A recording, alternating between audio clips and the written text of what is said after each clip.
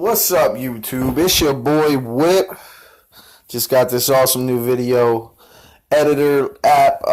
Shout out to the people who did that. I don't know who the hell it is. KindMaster, I believe. Shout out to those developers. It's allowing me to put forth the other content that I wish to, not just video games or anything like that. So what I'll be getting into tonight is UFC 208.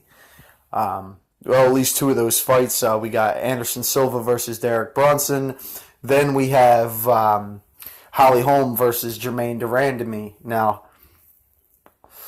those are the two fights that I'm looking forward to. A lot of the other fighters, no disrespect to them, I don't really know them, so I'm not really going to try to be analyzing their fights. I don't really know Jermaine Durandamy either, so my analysis here isn't quite as you know, it's not quite as researched or you know, as on point as some professionals may be. You know, obviously these guys get paid to watch everybody. I just like to watch the people I want to watch. You know, Holly's one.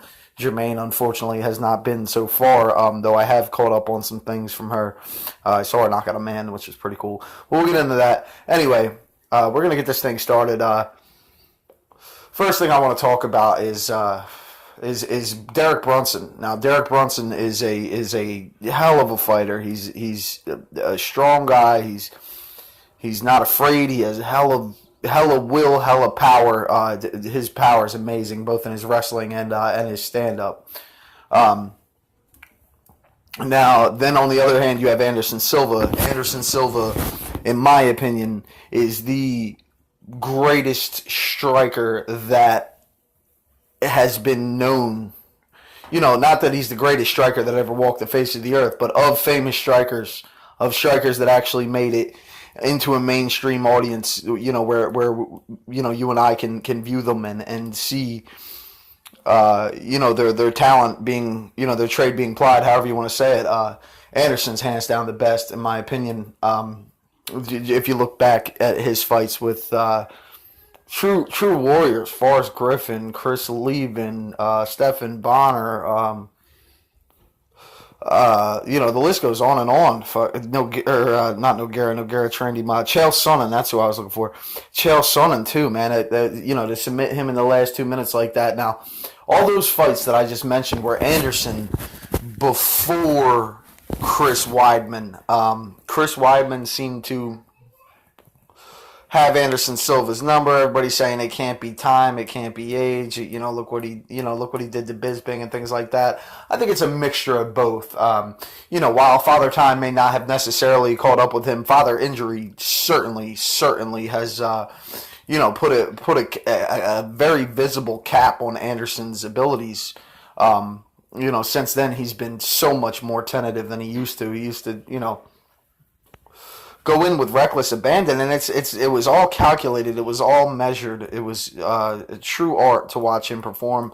You know, if you ever see this, Anderson, I bow to you, sir, and I appreciate being able to watch you fight over the years, and you know, but not to get too into Anderson and all the loving that I do for Anderson, you know, in the most unbiased way, and I'm going to try to give a bit of a breakdown.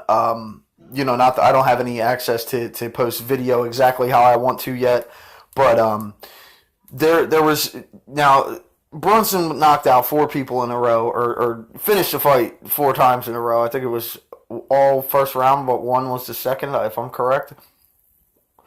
Now, Derek Brunson, like I said, he's an impressive fighter, but these guys that he was beating, they were good. Some of them were, you know, pretty damn good. I can't remember exactly who it was. I just remember that I was impressed, but not so much so that I was calling for him to have a title shot or anything like that. I was calling for him to face a step up in competition. UFC heard everybody calling for that. Apparently I wasn't the only one. They wanted him to step up. In comes Robert Whittaker. Now, Robert Whittaker, I don't want to say he's been on an absolute tear. I don't want to say that he's, you know, dazzling or anything like that, but he's a He's a top-notch fighter. He reminds me of someone who is one of the best, but just outside the best. Kind of like a Rory McDonald, like that's kind of the role of him. That's kind of like Brunson's role in middleweight is what Rory McDonald was in welterweight. The guys that are just on the cusp, but never, not ever that they'll never reach that pinnacle, but they just aren't there, and they've remained right outside the top for many years. I just feel like that's kind of Derek Brunson's deal. Now they put him in against Whitaker, which was a hell of a matchup. I was super excited for it, and I like Robert Whitaker. He hasn't really been on a tear. I won't get into too much to how he's been doing or anything, but he's been beating people up. Let's put it that way, and he and Brunson have both been beating people up, so it's dog eat dog kind of deal. You know what I mean? One of us got to eat, and one of us got to go. Got to go looking for something else. You know what I mean? So they scrapped it out. Now, the first thing that I noticed with Derek Brunson is the way that not that his legs were too narrow together, but his footwork wasn't exactly there. He was cutting off he was trying to cut off the angles a bit too aggressively. Like when you're trying to cut off an angle, you don't want the other person to know that you're doing that. If you're chasing them around the ring and feinting, and then you're moving to the opposite side of your feint, and you're doing it so, at such a breakneck speed with this "I'm going to kill you" look on my face, the opposite fighter is going to know what you're doing. And not only that, but you're going to sacrifice your balance. And that's exactly what happened. His balance got off, and Brunson took advantage. Whitaker took advantage, and Whitaker, kicked his fucking ass, and that's just what it is. Now we'll try to look at the other side of the coin. We got Anderson Silva. Now, Anderson Silva was just, like I said, he's the greatest of all time. If there ever is going to be one, I'd say it's got to be Anderson Silva. So anyway, Anderson, he was, knocking people out, as if these people just never belong being fighters in their life, especially that fight with Forrest Griffin, who was a champion, and Anderson Silva made him look like an absolute amateur, if that. He was slipping punches and countering perfectly, and it's like he knew what Forrest was going to do before he even did it. You would think they fucking choreographed it with Keanu Reeves or something. But, Anderson eventually faces Weidman. Now, I'm not even going to get into the way that I think that both of those fights were rigged. I think that the first one was rigged. Silva made it obvious. He got in trouble, had to fucking go out there and kick the piss out of Weidman until his leg broke, or then kill his fucking ass or something. I don't know. I just feel like it's bullshit. I felt like both them fights were really fucking phony. But that's not the point. Anderson got knocked out, and it changed him. Completely changed him. He came back into the next fight. He was hype again. You never really seen him hype. He's usually calm, and he's trying to kick Chris's legs. That was what was successful for him the first time. Chris turned the knee down, snapped Anderson's leg. Now, Anderson was out for 1 year. I'm sure everybody knows who's watching this, but I just want to go over it for people who may be viewing this that don't understand. But Anderson was gone for a year due to a snap of both his fibula and tibia, I believe it is. The two bones in your calf that hold your fucking legs up. He snapped both of them against Chris Weidman in the rematch after he lost to him. First loss in, I think, 16 or 17 fights was the knockout. He wanted the rematch. He gets the rematch, kicks Weidman in the leg, breaks his fucking leg. And you could tell how tentative he was, too, to go into that rematch, which I also found strange. He's like, no, I don't want to fight for the belt. I just want to fight. Like, what, dude? You're a fighter. I don't know. Anyway, so he comes back from his year off with his broken leg to face, which I thought wasn't enough time. I thought he should have stayed out longer. That to me is obnoxious. He has an intimidatory rod in his left leg where his, it holds his bones together so his bones could heal. So he's got this fucking metal thing in his leg now and shit. You know what I mean? Like, I did not think it was quick enough to come back. So typically doctors, when you snap something like that, like when you snap your whole leg and the only thing holding your fucking leg together is meat and muscles, you know what I mean, and bones, or meat and fucking flesh, and anyway, he came back. He fought Nick Diaz in his return fight. Now, I love Nick Diaz, man. Oh boy, I love Nick Diaz. That was a boring fucking fight. They were, Nick's sitting there taunting him. Anderson typically does the taunting. You could tell he just wanted to get his feet wet, get back in the ring, get the rust shaken off. But Nick wanted to fuck with him, so they ended up fucking around for 5 rounds. Anderson ends up winning. Now, usually, like I said, when you break your leg that badly, doctors will prescribe you steroids to get you back together, which I don't think is the full reason that Anderson Silva failed a drug test. I remember an episode of MTV Cribs from back in the day where he had some EpiPens, which are used often in steroid use in his cabinet or whatever. So I don't think that's the full cause. Anderson Silva being my favorite fighter that ever walked the face of the earth, I want to say that it's only because he broke his leg that he would have taken something like that to try to win. So that's the story. I'll stick to that one because it sounds better for me to continue to be, not Anderson's biggest fan, but to continue to have him be, my biggest thing. Anyway,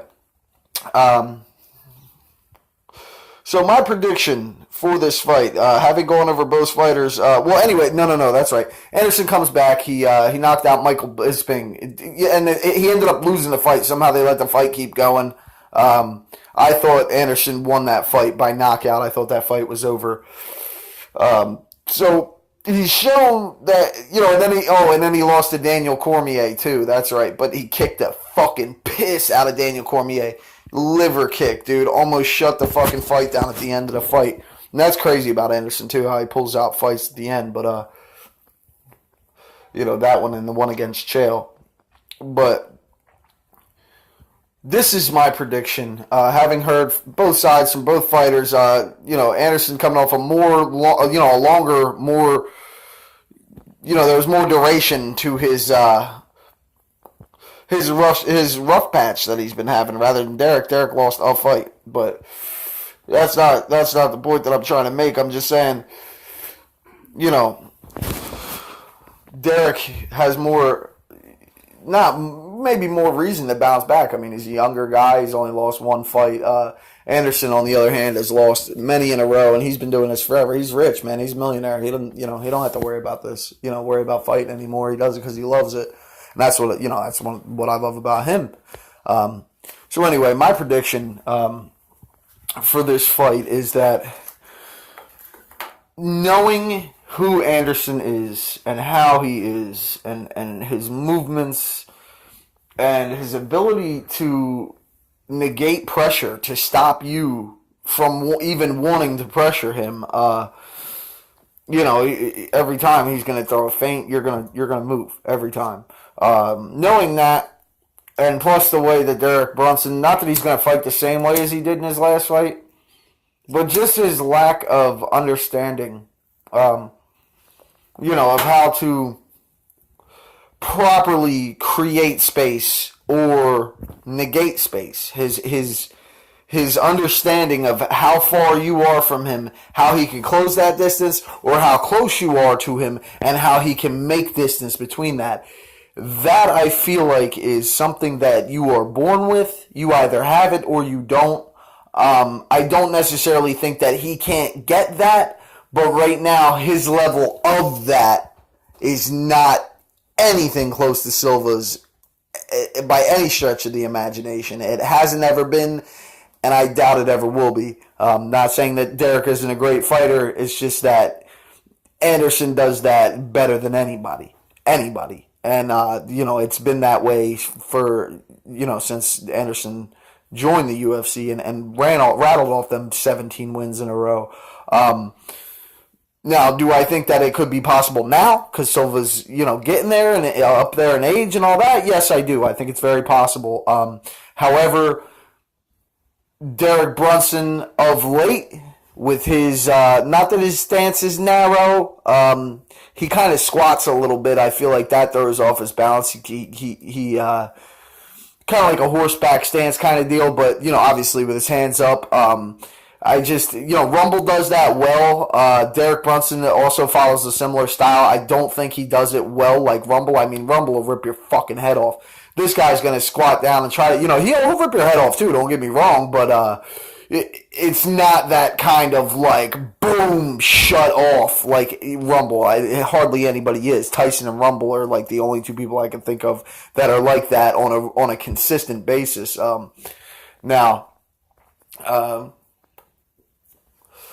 What I think is going to happen is I think in the first round, Brunson, is going to have a lot of that pressure, going to be putting on pressure. Anderson Silva deals very well with pressure, depending. Sometimes he fold, sometimes pressure make Anderson fold. Sometimes it's not good for him to be rushed. You know what I mean? Depending on how the other person is. It's hard for me to explain what I'm saying, but I'm sure people who've watched him know what I mean. Vitor pressures him and he fucking kicks him in the fucking face and knocks him out. Chael pressures him and puts him the fuck down. So it really depends on what kind of pressure Brunson is willing to bring. Now the upside for Brunson is that Brunson can bring either. He can bring Chael and put you on the ground, or he can bring Vitor and get fucking kicked in the face and knocked out. I think that is the ultimate turning point to this fight.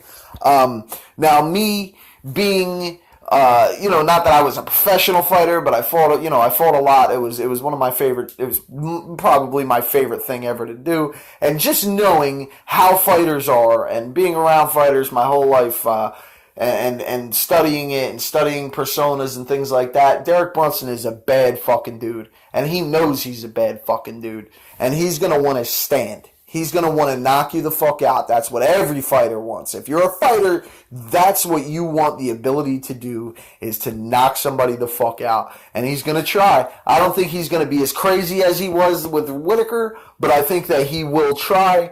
And ultimately, I think his inability to manipulate space between and his opponent, as well as Anderson Silva does, I think that will be his downfall. My prediction for this fight is that Anderson Silva will win this fight by TKO in the second round. Not saying that that's surefire what's going to happen. I just, after thinking about it, a good while, I wanted to post this, and this is what I came up with. This is what I think is going to happen. And there's a very good chance that Silva has been, his time has passed, and that will not happen. There's probably a bigger chance of that than my prediction, but that is indeed my prediction and my full hope.